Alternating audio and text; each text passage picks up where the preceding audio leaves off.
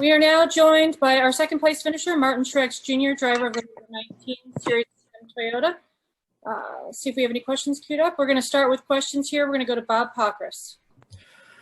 Yeah, Martin, I think you said on the radio that was like a dirt car there late. Was it much looser there on that last run than before? I'd say it was a little bit, Bob. I think that last run was pretty long. You know, that was about the longest run we'd had after pitting under green. So, yeah, I would say that was about the loosest I'd been all day. But I was really fighting the same thing all day on long runs. So, you know, just needed a little bit of clean air. Really struggled once I got to the 10 car, and he was running exactly where I wanted to run. And every time I tried to move up, he'd just move up in front of me. So, you know, he was really making it tough. And obviously the 11 came out of nowhere at the end, just, you know, having clean air between me and him. And I thought his car was in general better than ours all day. We were kind of struggling there. So surprised we were able to, you know, hold the lead as long as we did, really. And I mean, we haven't talked to Amarola, but I assume that he's thinking if I can stay one lap down and the caution comes out, I can get the wave around and be back on the lead lap. So yeah, I don't know. Is that kosher to block you there, or is it too late in the race and should let you go?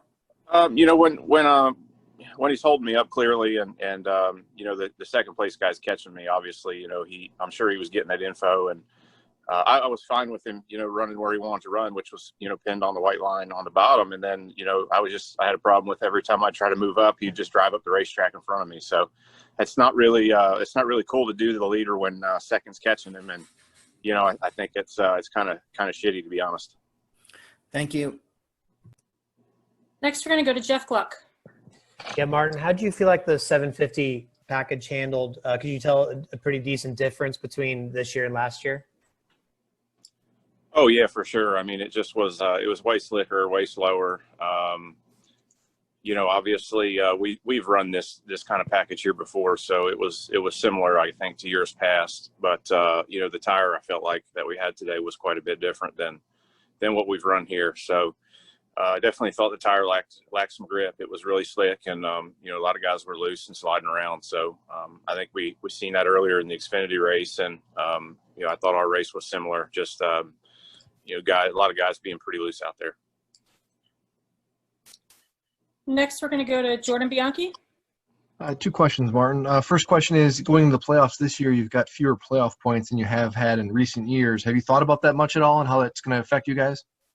Yeah, I mean, that's, you know, it's been on our mind lately with, you know, regular season coming to a close. But, you know, we're doing the best job we can do. And obviously we'd like to get some playoff points. And, you know, it's not like we haven't been trying. So it's just, you know, we've just been right outside of getting them. I mean, you know, today we were second, third or something. So, or fourth, second. So I don't know. I mean, you know, I think if we can run top 2 or 3 every single race of the playoffs, you know, bonus points aren't going to matter, but you always like to have them in case you have some trouble along the way. So, you know, obviously, you know, we won't get any mulligans, you know, being low on playoff points.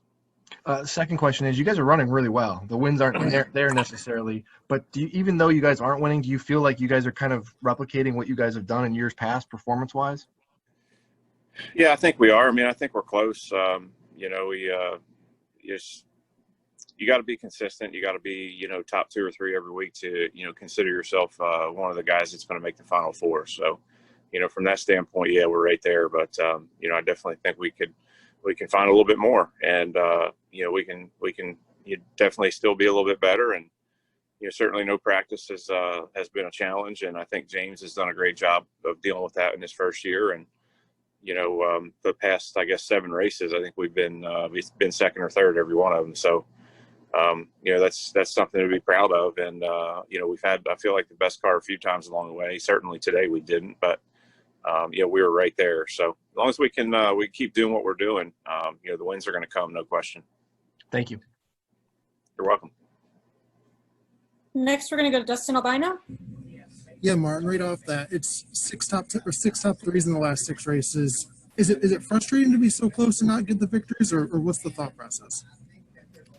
Yeah, I mean, a little bit. I guess it really just depends on the race, to be honest. You know, if you feel like you have the best car and you finish second or third, then, you know, generally you're disappointed. And, Like today, we finished second, and we're pretty happy. Yeah, I felt like we almost stole one, to be honest. I mean, I definitely thought the 11 car was better than us. They were better all day long, and when he was in front of me, he could drive away, and I couldn't do anything with him. So, from that standpoint, I think it was a good day. We really struggled with the handling. We made some changes to make it a little bit better, but we never quite got it where it needed to be. And to run second like that is a big challenge, and it's something you're proud of. So, if we'd had the best car and run second, I'd be pissed right now and wouldn't be in such a good mood. But it was a good day overall, and we'll just keep swinging at it and keep chipping away at it.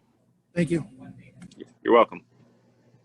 And it looks like our final question for Martin will come from Casey Campbell. Hey, Martin, how are you? Doing good. How are you?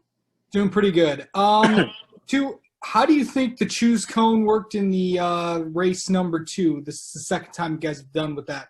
How do you think it went this time around, besides the first time in Michigan? It was fine.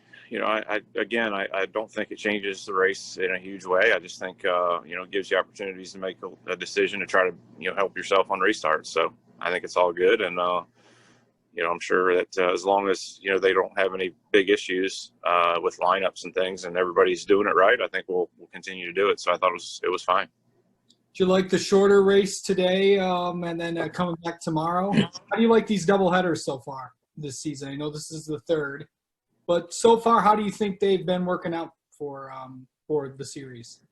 Well, I mean, it's been a huge deal for all of us to to think that we took off 2 months of the season and with the playoffs coming up in just 2 weeks, we've just about made up the whole schedule, 2 months worth of races. So I think it's been great, to not have to extend the season and go further on into the winter.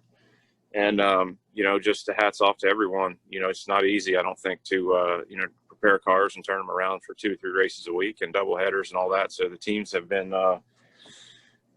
really done a good job, mine included, and really happy about it. So, as drivers, it's not that big a deal to run this many races in a row or double headers. I think, 311 is pretty long for here to do twice, but, all in all, feeling good about things, and it should be fun. All right. Thank you. You're welcome. All right, Martin. Well, thanks for joining us today, and good luck tomorrow when we do this all over again. Thanks, y'all. See ya.